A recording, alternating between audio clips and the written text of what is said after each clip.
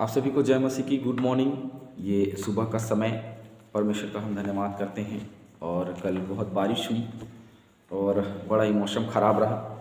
आज एक बार फिर से हम आगे बढ़ रहे हैं। रात्रि में क्लास हुआ था, अभी भी हम फिर से क्लास में शामिल हो रहे हैं। उत्पत्ति 3 और उसका 16 पद में हम पहुँचे हैं। और ये बस 3 अध्याय, ये जो 24 पद तक है, 16 से 24, यही बहुत ही ज़रूरी हमारे लिए। इसे ये धीरे धीरे चलेंगे, उसके बाद बहुत तेज़ी से हम उत्पत्ति भागेंगे, बहुत तेज़ी से हम उसको पढ़ेंगे और उसके बाद में घटनाएं हैं और घटनाओं को हम समझते चले जाएंगे। उससे क्या हमने सीखा और क्या हम शिक्षा दे सकते हैं, ये हम देखेंगे। चलिए 16 पद में जो लिखा है हम उसको पढ़ते हैं। फिर स्त्री से उसने कहा, मैं तेरी पीड़ा और तेरे गर्भवती होने के दुख को बहुत बढ़ाऊंगा।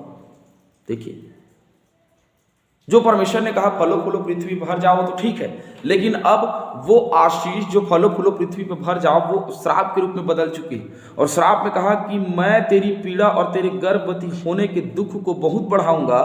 तू पीड़ित होकर बालक उत्पन्न करेगी और तेरी लालसा तेरे पति की ओर होगी और वह तुझ पर प्रभुता करेगा। कुछ बात भजन संहिता और उसके 48 भजन 48 वर्ष 6 में लिखा है, 6 में लिखा है, वहाँ कपकपी ने उनको आ पकड़ा और जच्चा किसी पीड़ाएं होने लगी। जच्चा किसी पीड़ाएं मतलब जब बच्चा जन्म देते हैं तो हमारी माताएं और बहनें अच्छे तरीके से जानती हैं कि वो दर्द, वो तकलीफ क्या होती है। हमें बताने की बिल्कुल भी आवश्यकता नहीं है।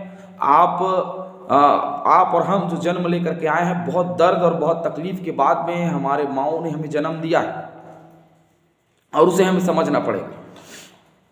और उस दर्द को किसने बढ़ाया? परमेश्वर ने बढ़ाया।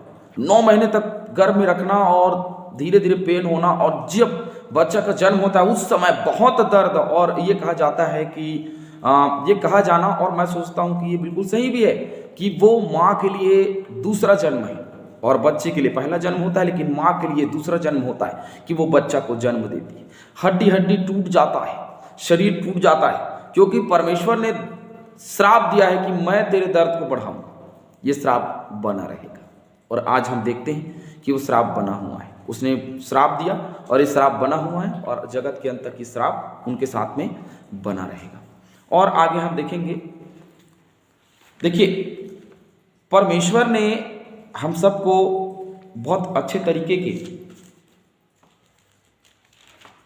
आशीष को दे रखा है, लेकिन हम खुद ने आशीषों को बिगाड़ा है ना। बहुत सारी आशीषें उसने हमें दी हैं, लेकिन हम खुद उसके बैरी होकर के, उसके विरुद्ध में जा करके हमने अपने तकलीफ को खुद ही बढ़ाया, अपने दर्द को खुद ही बढ़ाया है ना वो। और उस दर्द को हम आज देखते हैं। चलिए देखेंगे यशायाह 13:8 में क्या लिखा है, हम पढ़ते हैं।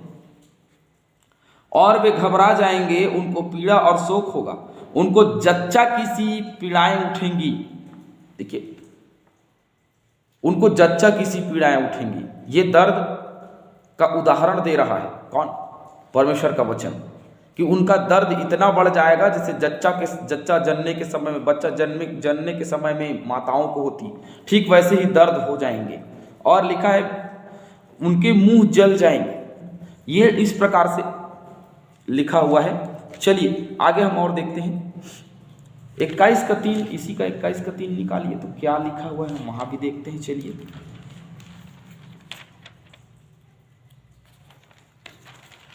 चलिए 21:3 में लिखा है, इस कारण मेरी कटी में कठिन पीड़ा, मुझको मानो जच्चा किसी पीड़ा हो रही है। देखिए, जच्चा किसी पीड़ा हो रही है है ना। यही बात हमको लगातार देखने को मिल रही है। और 26 निकालिए, 26 इसी का।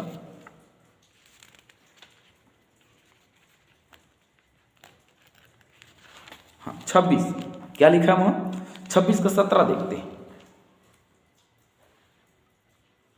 जैसे गर्भवती स्त्री जनने के समय ऐंठती और पीड़ा के कारण चिल्ला उठती है, हम लोग भी हे यहोवा तेरे सामने वैसे ही हो गए हैं। देखिए, जब बच्चा जन्म देने का समय आता है तो वो ऐंठती है, दर्द में चिल्लाती है, कराहती है, और इस प्रकार से पीड़ा दिया परमेश्वर ने हवा को एक और श्राप मिली। ये तो पीड़ा है गर्भ के समय। दूसरा श्राप, तेरी लालसा तेरे पति की ओर होगी और वह तुझ पर प्रभुता करेगी। 2 दो प्रकार की श्राप मिली है, और जो महिलाएं अपने पति के अधीन नहीं रहती हैं उनका घर अधिकतर टूट जाता है, और हमेशा वहां लोगों के सामने उनकी बदनामी होती है। ये क्यों होता है? क्योंकि परमेश्वर के वचन में लिखा है। ये समाज की रूढ़िवादिता नहीं है।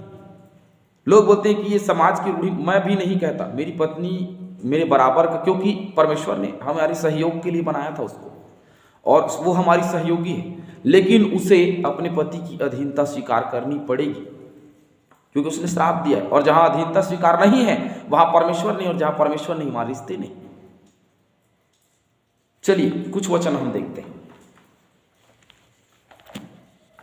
पहला कुरिन्थियों उसका 11:3, परंतु मैं चाहता हूं कि तुम यह जान लो कि हर एक पुरुष का सिर मसीह है, और स्त्री की हर एक पुरुष का सिर मसीह है, और स्त्री का सिर पुरुष है, और मसीह का सिर परमेश्वर है। स्त्री का सिर कौन है?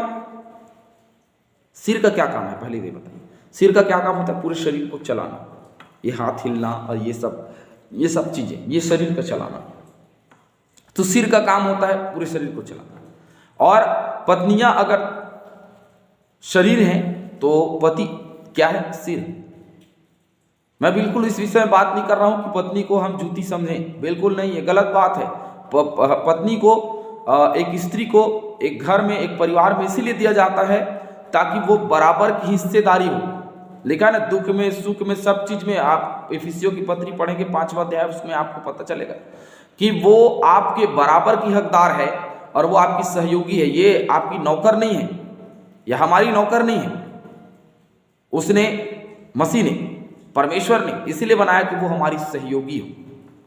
हम अकेला पड़ गए थे, इसीलिए दो बनाया। किसी भी दुख के समय में, कठिनाई में, सुख में, आनंद में, किसी भी समय में हम अकेले ना रहे, इसलिए दो बनाया, ताकि 2 से हम 3, 3 से 4 हो जाए, और 4 से ज्यादा ना हो, है ना।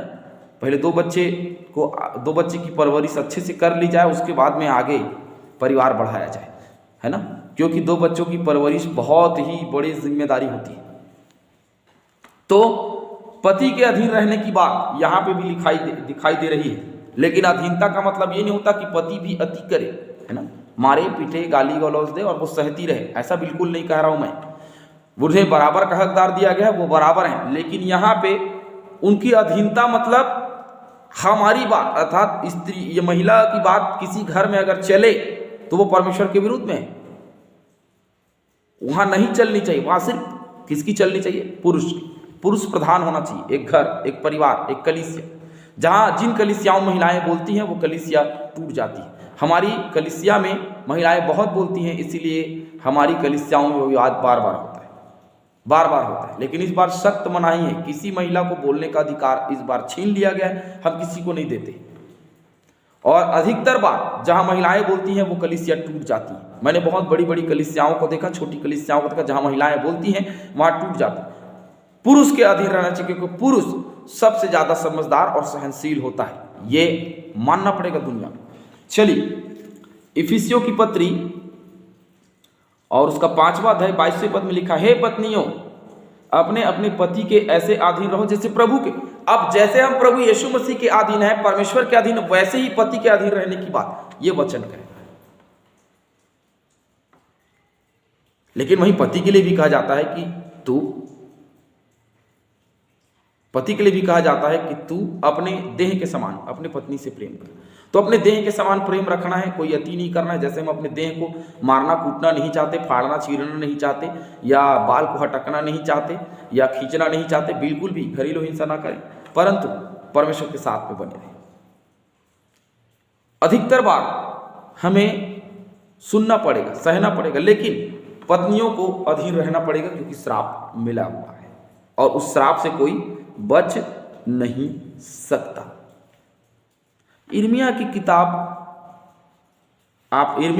कुछ वचन मैं आपको बता दे रहा हूं जिसको आप पढ़ लेंगे। इर्मिया की किताब 4:31 और 6:24 ये भी पढ़ लीजिए। मीका 4:9 पढ़ लीजिए। पहला तीमुथियुस 2:15 हम पढ़ ही लेते हैं। चलिए पहला तीमुथियुस उसका 2:15, चलिए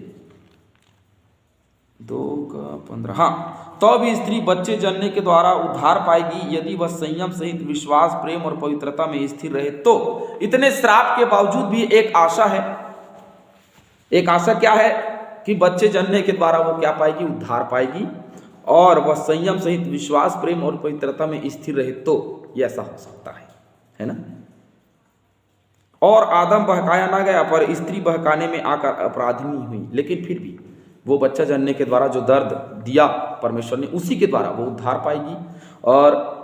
पाएगी। और देखते हैं कि मरियम ने बच्चा को जन्म दिया, उसी पीड़ा उसी दर्द में दिया, और हम उसी के द्वारा हमारे जीवन में उद्धार आ गया। और उस पर संयम सहित विश्वास, प्रेम और पवित्रता में हमें बने रहना है। विश्वास करते रहना है, पवित्रता में, प्रेम में बने रहना है।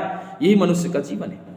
श्राप मिला कोई बात नहीं, परमेश्वर से हम अलग हो गए कोई बात नहीं, लेकिन हमें फिर से परमेश्वर के समीपता में आना है, विश्वास में बने रहना है, और प्रेम में बने रहना है, पवित्रता में बने रहना है, और आगे बढ़ते चले जाना है। श्राप मिला है ठीक है, लेकिन श्राप के साथ में परमेश्वर का अनुग्रह, परमेश्वर की आशीष भी मिली है कि तुम फलो फूलो और पृथ्वी में भर जाओ। ये आशीष उनसे छीनी नहीं गई, सिर्फ उसके दर्द को बढ़ाया। और स्त्रियों के लिए साफ तौर पे कहा गया कि पुरुष तुम्हारे सिर हैं, तुम उनके बातों को सुनो, उनके बातों को मानो। उनके अधीन रहने का श्राप मिला है, और अधीन अगर नहीं रहते तो घर टूट जाता है। और जहां भी महिलाएं प्रधान होती हैं वहां घर कभी टिक नहीं सकता। वहां अलगाववाद है, वहां झगड़ा है, लड़ाई है, चुगली है, और ये है वो है, बहुत सारी बातें हैं। आप पुरुष प्रधान स्थानों को देखेंगे तो वहां शांति, मेल मिलाप, धीरज सब रहता है। क्यों? क्योंकि श्राप मिला है। ये इसलिए नहीं कि मानवीय स्वभाव, इसलिए क्योंकि वो श्राप मिला है। परमेश्वर जो श्राप दे दिया उससे कोई भी अलग नहीं हो सकता। परमेश्वर जो श्राप दिया है उसे सबके लिए, और वो सब पर है। इसलिए हम सब परमेश्वर की आज्ञाओं को मानते रहे, चलते रहे। ये बहुत अच्छी शिक्षा है 3:16 में, और हम इसको बहुत अच्छे तरीके से देखते हैं, और परमेश्वर ने जो आशीष दी है उसको भी देखते हैं। आप सभी को जय मसीह की। आज दिन भर प्रभु आप सबको संभाले। शाम को क्लास होगा, आप उसमें भी शामिल होइए। प्रभु आशीष दे।